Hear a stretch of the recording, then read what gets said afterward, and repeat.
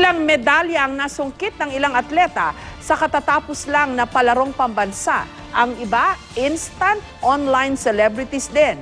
Kilalanin sila sa report ni Lala Roque.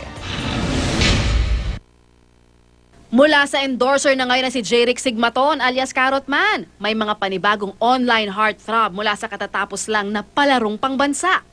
Meet Kaylan Nicolas Saval, ang tinaguriang Cupid Man ng archery team mula sa Caraga Region. Umabot na sa mahigit 14,000 likes at 6,000 shares sa mga litrato ni Cupid Man sa Facebook. Bumuhos din ang kilig ng mga netizen na tila nasa pool ng kanyang palaso sa puso.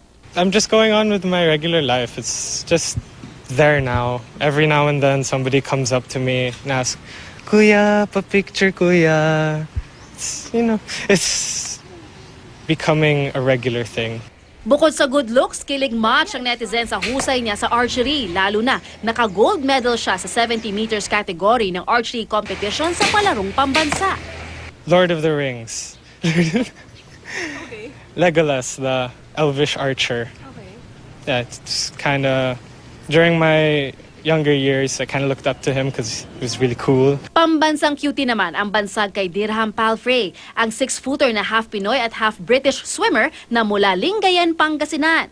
Silver medalist sa swimming competition ng palarong pambansa. Tila nasisi si Dirham ang kabuturan ng puso ng mga netizen sa kanyang charm. Bukod sa ipinamalas na husay sa larangan ng palakasan, naging pagkakataon din ang palarong pambansa para maipakita ng mga atleta na marami pa silang maibubuga. Lala Roque, GMA News.